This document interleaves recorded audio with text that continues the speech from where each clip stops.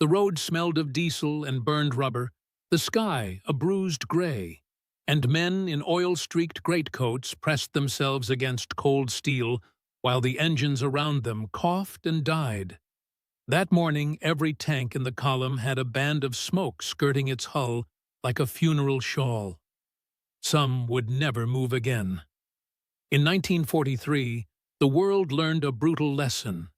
A machine can be marvel and millstone at once, and when the supply line's thin, the crew becomes the weakest armor. The through line of this story begins in the germ of an idea that sounded irresistible to German high command. Build a tank that could outmatch any opponent at medium range, punch through defenses, and yet arrive less conspicuous than the towering behemoth that had already captured imaginations. The Panther emerged as that answer. Its 75mm gun, a cutter of armor at angles most rivals could not shrug off. It was, in many ways, a triumph of engineering. Sloped armor like a scythe. A hull that suggested a predator. But a triumph cannot be judged by drawings alone. It must travel roads, drink fuel, confront mud and winter, and above all be maintained by men who sleep poorly and fix miracles out of spare parts and hope. From the moment the first Panthers left the final assembly line, the tension tightened. Crews were pulled from trained units and pressed into this new machine. They learned to love the sight of that long bore, the way it steadied in the dark. And they learned to fear the sound of a grinding bearing or the first metallic shriek from the transmission. In the lead-up to the great summer battles of 1943, especially around Kursk, Panthers were rushed forward in numbers the logistics system had not been designed to support. They arrived with full promise and empty practicalities. Fuel, already a precarious commodity across the vast eastern spaces, became a scalpel slicing at the German armored formations. Here is one of the hidden truths that surprised even many seasoned officers at the time. The Panther's engine and final drive were not merely finicky. They demanded a maintenance culture the Wehrmacht did not fully possess in the field. Crews used to Panzer IIIs and Panzer IVs could replace a track or service a gearbox in the lee of a hedgerow. The Panther required more than that. Its final drive failures were insidious. A pounding on a Russian corduroy road, a missed oil check, and a gearbox would begin to eat itself.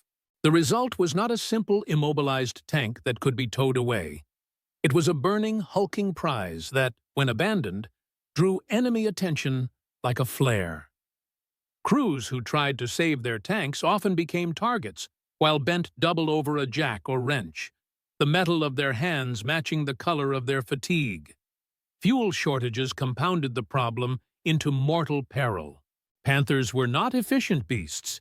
They guzzled fuel at a rate that made supply officers curse into their maps. The long distances of the Eastern Front turned fuel into a weapon the enemy could wield without firing a shot. Threaten the supply trucks and the front collapses. Allied and Soviet air interdiction, fighter bombers, and long-range bombers sweeping the supply routes made fuel deliveries a daylight carnage. When columns halted to refuel, they were exposed in the open, engines idling and crews alighting to pass drums of gasoline in the chill. Those stop-and-start movements carved opportunities for enemy artillery and strafing runs. The men inside the tanks knew the risk. They felt it every time a reconnaissance aircraft wheeled and dove, the air vibrating with the sound of an approaching verdict. Another hidden gem that colors this story is the way ammunition stowage in the Panther exacerbated casualty rates. To fit enough rounds for its potent gun, designers had to place ammunition in ways that made sense on paper but catastrophic under duress. A penetration that might merely disable an earlier tank would ignite a burst of ammunition inside a Panther, turning tangled steel into an oven. Crew compartments became claustrophobic furnaces, as burning propellant and twisted metal forced men to choose between going up through the turret hatch into enemy fire or staying below and suffocating. These were not abstract outcomes. Witnesses later described finding hatches still warm, hands curled around map cases, voices cut off mid-breath. As summer advanced into the brutal stretch of late 1943, the tension reached a new pitch. The Army still relied on the Panthers' frontal arc and long-range supremacy, but the map had shifted beneath its tracks. Soviet tactics evolved rapidly. Massed anti-tank rifle teams, better coordination with artillery, and close-in ambushes exploiting terrain that neutralized that long 75mm advantage. Panthers immobilized by mechanical failure became monuments to a mismatch between technological ambition and operational reality. A tank that cannot move is a target. A target that burns from its ammunition stores is a slaughterhouse. The stars of this tragedy are the crews themselves. Imagine a three-man team pressed into a metal sarcophagus, knees against instruments, ears filled with the rhythm of a diesel heartbeat. The loader's hands raw from rounds, the driver's face streaked with grease, the commander's breath fogging the optics. They shared cigarettes passed in pockets of smoke when the world allowed sleep. They shared the rhythm of emergency drills learned on the fly. When orders came to push forward to an objective, they obeyed, even as the fuel gauge flexed toward empty and the engine began to cough. Many were young men who had seen towns burned and friends disappear in engines that sputtered to breathless silence. Their fear was precise and practical. Will the tank move? Will the crew next door get a tow? Will the smoke from one disabled vehicle mark the line where the next must stop? The midline revelation, the aha moment that reorients everything, is this. Panther crews died not primarily because they met a superior weapon with a superior crew in single combat, but because logistics and design conspired to make movement and extraction almost impossible. The greatest killer was not the 80mm gun that might penetrate the armor. It was the simple failure to reach a pump of fuel, to replace a worn final drive, to have a recovery vehicle that could haul a 45-ton machine through mud and under fire. Once immobilized, a Panther was less a lion than a beacon. It attracted artillery, aircraft, and then ground assault. Men died outside their tanks while trying to drag supplies, or inside them when fire made escape impossible. Technology had created a more dangerous tomb. The climax of this arc comes in a single afternoon, where all these threads converged. A mixed column of Panthers and older Panzer models moved under a low cloud bank to refuel at a roadside depot. The supply trucks had been running artillery like prayers, and were late. Engines idled. Men moved between tanks with fuel cans sloshing. From the west, a flight of fighter bombers appeared, slices of black against the gray. Rockets and cannon fire shepherded the scene into a nightmare. Trucks burst into flame, releasing a black hurricane of gasoline that rolled across the road.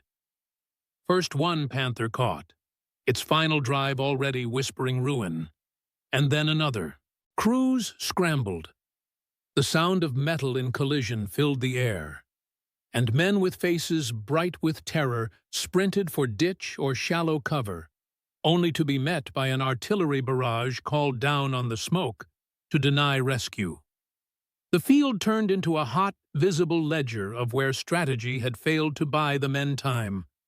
Survivors later spoke of seeing silhouettes thrown against burning turrets, and the peculiar, terrible spectacle of armor radiating heat that dissolved flesh and metal into the same molten ruin. Afterward, the accounting did not balance to neat categories of combat losses. Records showed a spike in killed and missing Panzercrew in 1943, a number that did not match the tactical defeats on paper. The missing were often simply men caught away from their units by breakdowns, left to wander toward railheads that never came. The dead were sometimes ordinary supply clerks and recovery men, not the crew listed on the tank's muster roll. Families received terse notices, not explanations. The narrative that technology would save German crews had cracked open to show the opposite. Technology without fuel and without maintenance is a sentence rather than a shield. By winter, the lessons had begun to sink in, but they came too late for many. The Panther would go on to be a fearsome battlefield presence in certain contexts, and engineers would alter production to address some mechanical faults. Yet the spike in casualties of 1943 left scars on the maps of war, on the strategies of commanders, and most of all on the men who crawled from blackened turrets when the smoke finally cleared. The final image is as small and as human as any. A pair of gloves lying near a broken track, one thumb caked with grease, the other empty, as if its owner had simply walked away and not returned. The takeaway is as crisp as winter air. Machines change battlefields, but they do not change the arithmetic of supply. The Panther's beauty and power were real, but its appetite for fuel and fine maintenance turned crews into collateral. In the ledger of war, the spike of Panzercrew casualties in 1943 reads like a warning across the margins. Ambition without logistics costs blood. Decades later, farmers still find scorched links of track in furrows, and sometimes a shell casing that one time meant a man would not come home. The tanks rust. The men are gone. The lesson, briefly learned, is stubborn as the land that kept its dead.